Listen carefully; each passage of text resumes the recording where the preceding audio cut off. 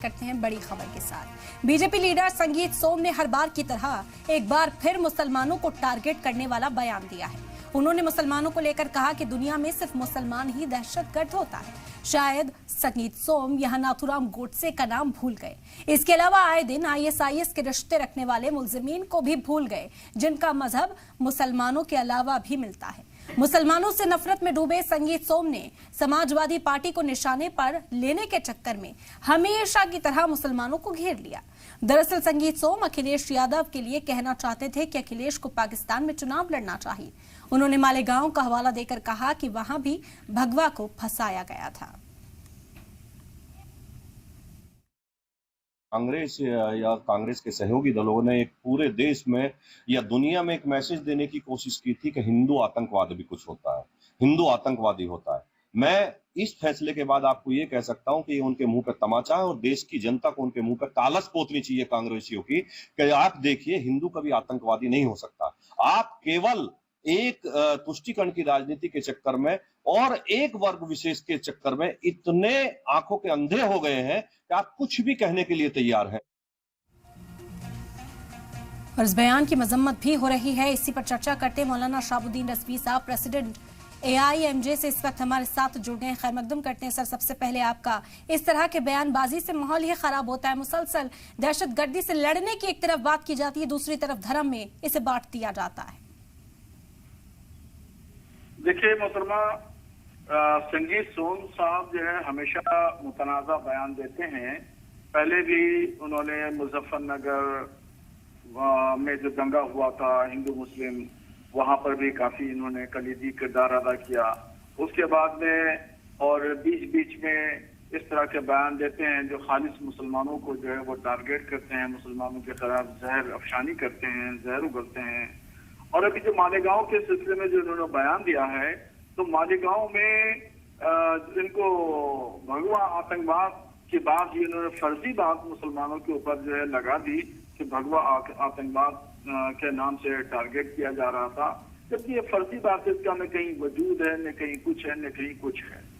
इससे पहले जो ट्रेन में ब्लास्ट हुआ था उसमें 12-13 मुसलमानों को महाराष्ट्र हाई कोर्ट ने बरी किया था, तो इसको भी तो देखना चाहिए।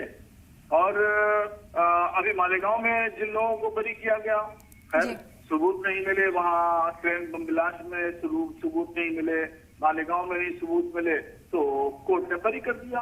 तो ये कोर्ट की एक प्रक्रिया है, वो अपनी प्रक्रिया और निजाम के सिस्टम के तहत जो है वो कोर्ट अपना काम करती है। इसमें न गज़वे हिंद की कोई बात की जाना चाहिए, न भगवे हिंद की कोई बात करना चाहिए। ये जो गज़वे हिंद की बात करने वाले लोग हैं और जो भगवे हिंद की बात करने वाले जो लोग हैं, ये माहौल को खराब करना चाहते हैं, प्रागंदा करना चाहते हैं और मुसलमानों की छवि को धूमिल करना चाहते हैं। ये लोग जो है वो सिर्फ मुसलमान को टारगेट करते हैं और सीधा सीधा इस बात को कहते हैं कि आतंकवाद की जो सोच है, जो मम्मा है, वो इस्लाम है। जबकि कोई भी मजहब, इस्लाम ही नहीं, इस्लाम तो अमन शांति का पैगाम देता है, कोई भी मजहब जो है वो आतंकवाद को बढ़ावा नहीं देता, न कत्ल क़िताल की बात करता है, न जंगो जिदाल की बात करता है।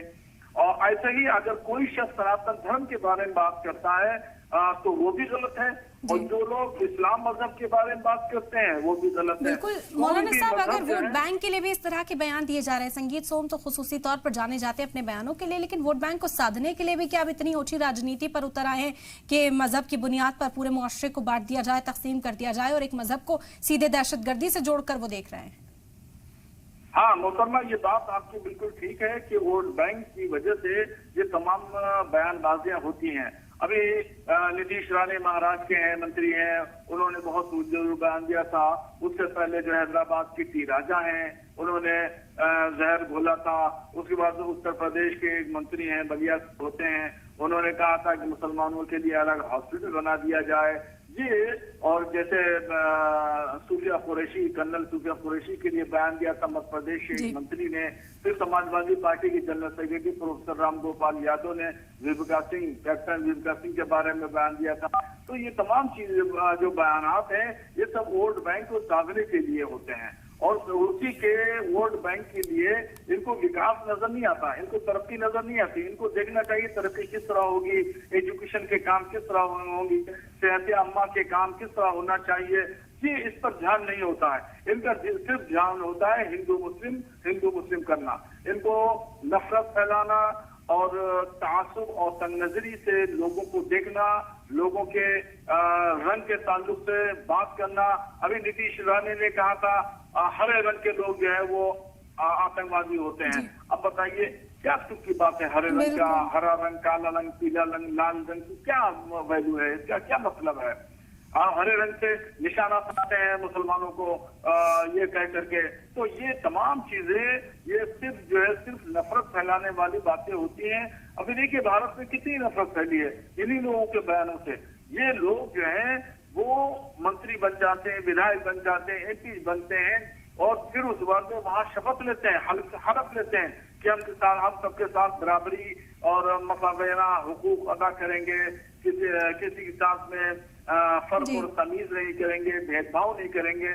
मगर बिल्कुल लेकिन जब अपने वादे निभाने पर आते हैं तो फिर अपने फायदे के लिए, अपने मफाद के लिए कहा जाए कि माशरे को ही बांटने में तुल जाते हैं, कभी रंगों की बुनियाद पर, कभी मजहब की बुनियाद पर। अब देखना होगा कि क्या संगीत सोम को अपने इस बयान पर किसी तरह का पछतावा होता है, कोई सफाई वो पेश करते हैं या फिर इसी तरह की राजनीति आगे भी चलाते हैं। बहरहाल बेहद शुक्रिया मौलाना साहब आपका, आपने अपना कीमती वक्त दिया, आप इस चर्चा में हमारे साथ शामिल हुए।